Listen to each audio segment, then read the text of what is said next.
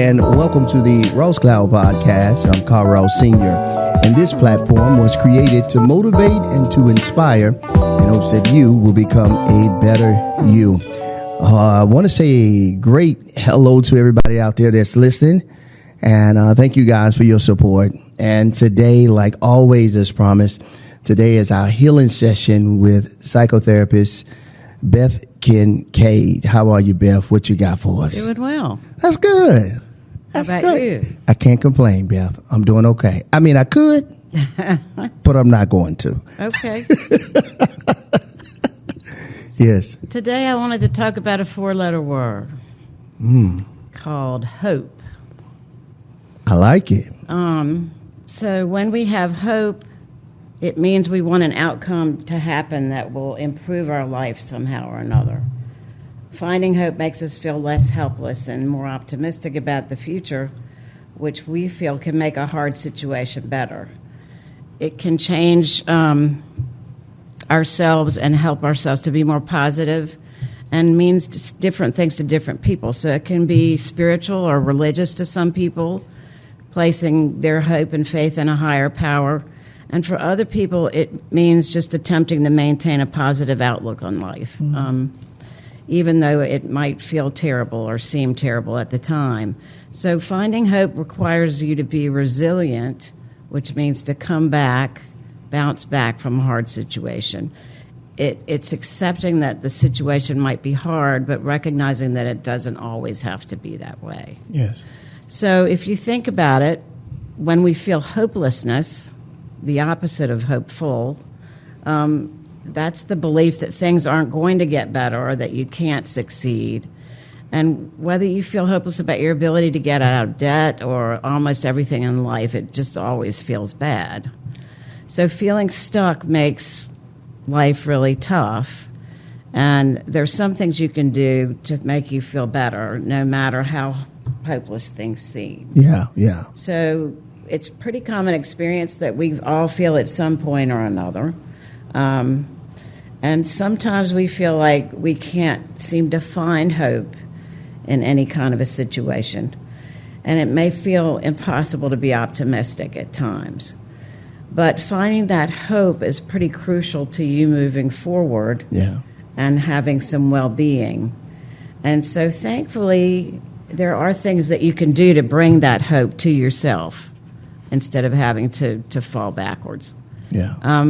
It's important because it can be detrimental not only to your mental health, but to your physical health for you to feel hope.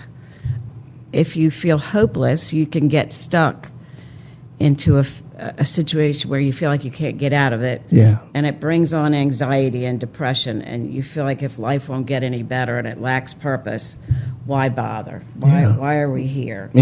So hope gives us faith and strength and a sense of purpose. So according to research, hope is actually a powerful predictor of positive emotions. And people have found a link between hope and lower levels of anxiety and stress, which further helps you to feel healthier and gives you more energy and changes the way that you might face life.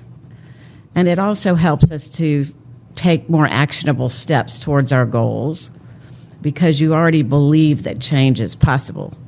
So finding hope is important when it comes to coping with difficult situations. And experts believe that people who have a higher level of hope tend to perceive obstacles as more manageable and less stressful and can quickly recover and adapt to adversity with hope. Another study found that more adaptive coping strategies such as problem solving, proactive coping, and proactive coping are linked to higher levels of hope. And so they kind of work with each other to move through issues. It also had an inverse relationship with maladaptive coping techniques that causes people to feel denial or detachment from the situation. So the physical health part, there's a variety of physical health benefits, including a healthier immune system and a better prognosis for chronic illness and a reduction in pain. Studies have associated hope as well to an 11 to 15% longer lifespan, which is a nice thing, I think. Yeah, absolutely. So hopeful people being more likely to live to an age of 85 and beyond. Yeah. Hopeful people may see their lives as more purposeful and meaningful, and therefore engage in healthier activities and contribute to their stronger health outcomes. And they have higher hopes to engage in things that the healthier diet and exercise and not smoking and drinking become their goals. I got you. Yeah, which leads to those stronger health outcomes. So strategies to help yourself to find hope. Yeah. You want to, as things happen, turn to your support systems, whether that's family or friends or a mental health professional. And sometimes when you go through things, you tend to isolate yourself or withdraw. Yeah, that's true. But that makes you kind of feel more lonely and scared and anxious. And it's okay to do that for a really short period of time, but you don't want to do it for a longer length of time, because then you tend to drop into the deep, dark pit of despair, is what I call it. Yeah. And it's really hard to get out of that deep, dark pit. If you say to yourself, you might be thinking, I don't gain anything, I don't want to feel this way. But then if you reflect back on it and you think about times you felt hopeless, hopelessness sometimes protects you from being disappointed. So if you don't expect anything good to happen, then you don't have to take a risk. That's right. And you don't have to feel responsible if things go poorly, you know, or you don't have to be disappointed, so you don't have to worry about all that. Right. And it might help you feel all right about not doing anything about it then. So if you're hopeless that you're ever going to pay off your debt, then you might not bother to try to increase your income. So it kind of sabotages your progress. Yes. So you might want to consider, on the other hand, what you could gain from developing hope. So on the flip side, how could your life change if you're more positive, if you were hopeful? You might realize that you're going to go out and meet new people or apply for a new job, or there might be things that you actually can do, and they might actually work. So you may have to change your behavior first, and the feelings may follow after that. Yeah. Or if you start acting hopeful, like if you smile, you might feel happy, right? That's always true. You're right. So if you're feeling a sense of hopelessness, you might want to also consider that maybe your brain might be lying to you. That may not actually be accurate. If you think horrible, awful things are going to happen, you may actually create that for yourself. Yeah. Or that just may not be true. Yeah. So that's what they call a cognitive distortion, that you get caught up in that negative cycle. So you might even think things like, I've tried everything already and nothing works, but that's probably not true. You may have tried 10 things, but you haven't tried everything you could possibly try. That's right. So you need to be persistent and consistent and be open to the idea that maybe there's still some things you could do differently, right? Absolutely. So you can argue the opposite to yourself. You know, when you feel hopeless, you feel nothing's ever going to get better. So take a few minutes to think about how might it get better? What might happen if things actually start working? Yeah. So about the potential positives and the possibilities that things actually might turn out great. And it may be worth hoping. Yeah. You know, even though you might get some, if you're applying for jobs, some rejections, but you still might get hired somewhere. That's right. So you want to reframe your negative, unhelpful thoughts and challenge those thoughts and turn them into more positive thoughts about what you're getting ready to do, almost kind of manifesting, hopefully, Absolutely. What will come. Is there any real evidence that supports this thought? What would I tell a friend if they had that same negative thought? Yeah. Will this matter one day from now? What about a week or a month or a year from now? How important is this really going to be? And have I dealt with a similar situation in the past? Yeah. Is this within my control? Because if it's not within your control, you may not be able to reach it. However, if it is, part of taking control is giving you a sense of positive impact on your life. Yeah, absolutely.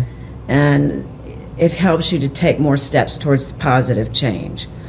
So don't focus on what you can't control. Focus on what you can control. I absolutely love it. Listen, I hope you guys will get something out of everything that Beth is saying. She's really dropping some great nuggets to help you become better. And remember, there's always help available for you. You can call 988. It's a 24-hour suicide crisis line that you can call if you need assistance. And I think those languages are Spanish and English. And we're going to continue with Miss Beth Kincaid. So resilience is key. You want to keep pushing yourself to bounce back and to understand you're never finished. So we need to keep picking ourselves back up and trying again and focusing on your self-care and what you can do to help yourself have the energy to move forward. Yeah. So you want to practice on mindfulness, which means being in the moment instead of being stuck in the past or worrying about the future. Yeah. It makes us feel more hopeless, anxious, and depressed. But so you're not carrying the whole world. You're just trying to figure out what you can do now. Yeah. And help focus your attention on the here and now and how to reduce your stress level and raise your health. Yeah. I mean, your feeling of hope. Yeah. You don't want to be perfect. We're never going to always be perfect. We're not going to get everything that we want. Some people feel actually that hope is a bad thing, that it gives you false hope. Yeah. And so I wanted to just say a little bit about that. Please do. Yes. They feel although it might be better to be positive, that bias towards negative things is more realistic and logical and rational. Yeah.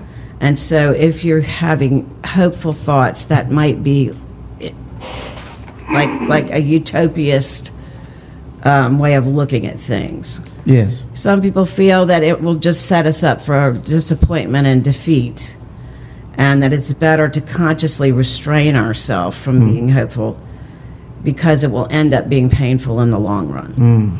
It can hamper us from adequately preparing for negative consequences and outcomes. So the example that they use was if you find out you're dying with terminal cancer, they push that you should accept that and just move towards dealing with that and accepting it. Yeah. Rather than having hope and giving unrealistic, positive,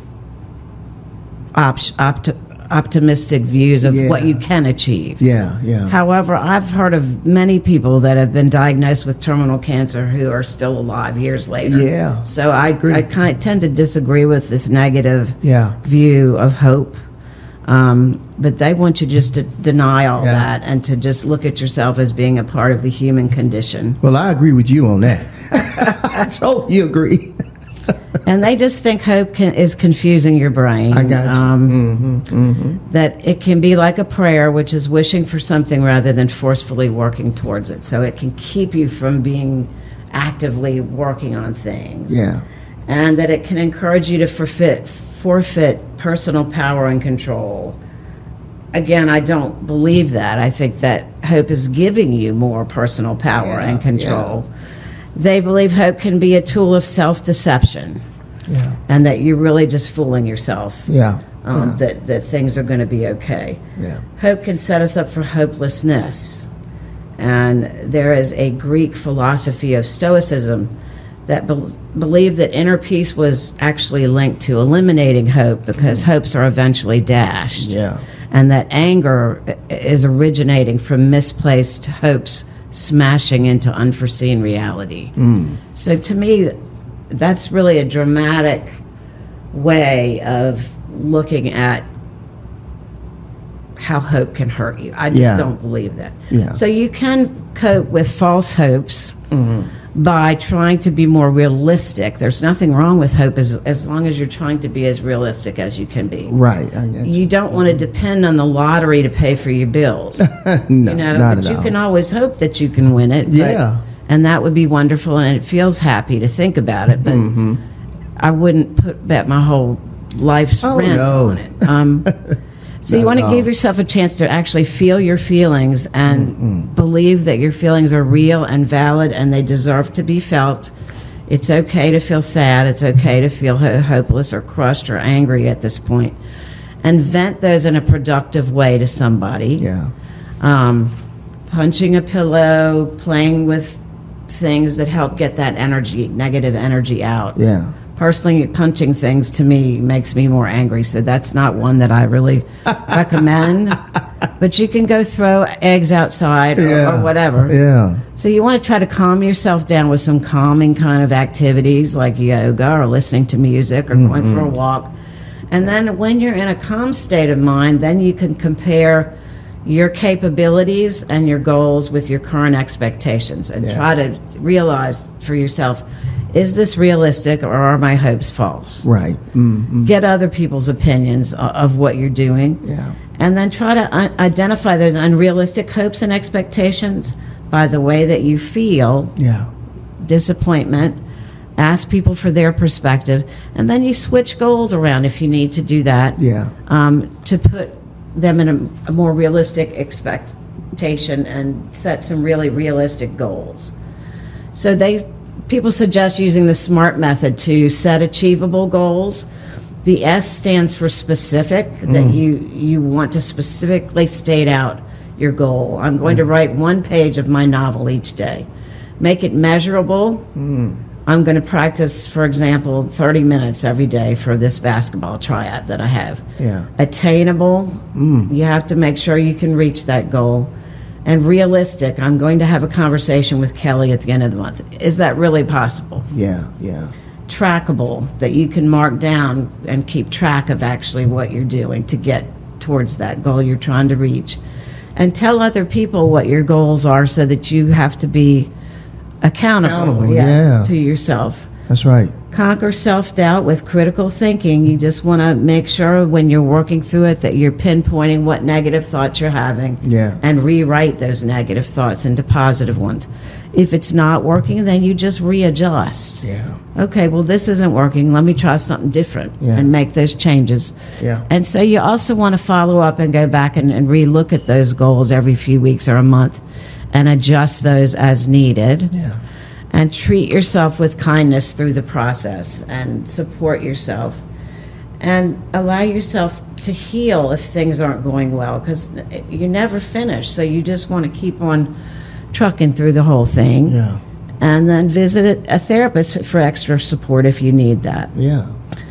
So the question is false hope better than no hope? Probably not. But if you realize that you've put a lot of thought into something and your hope is real, then it's a powerful thing. Yeah. And that's what I'll leave y'all with today. Yeah. Oh, Beth, thank you so much. You have just, I really do appreciate you doing this for us, and you have just this realistic approach about it. I love the common sense that you have to go along with the structured environment that you've been in. It just makes so much sense when you put it out into the atmosphere, to the universe, where we all can just really understand exactly what you're saying. And I thank you so much for that. And we appreciate you here at the Ross Cloud Podcast for your willingness to serve and give back to the community in such a way that would impact them. So we appreciate you too. I got to tell you that. Thank you. Appreciate what you're doing. Yes, absolutely. Thank you. So listen, guys, again, that number, if you're in a crisis, a suicide crisis, you just want somebody to talk to, you definitely can call that hotline, 988. It's a suicide crisis line, and it's 24 hours. And Beth, do you have any other numbers that they could call? I think that's the main one, isn't it? It's the main one, but if you really feel like you're going to hurt yourself or others, you can call 911 and ask them for help as well. All right, there it is. So listen, at the end of this show, we'll have Beth's information. We're going to make sure we put that information up. If you need a psychotherapist, that you need someone to talk to, we definitely recommend Miss Beth Kincaid here in the Guilford building. You're very welcome, and we appreciate you. So listen, guys, I hope something was said today that can help you become better. Listen, this is the Ross Cloud Podcast. I'm Carl Ross Sr. Make it a great day and keep being great. Peace.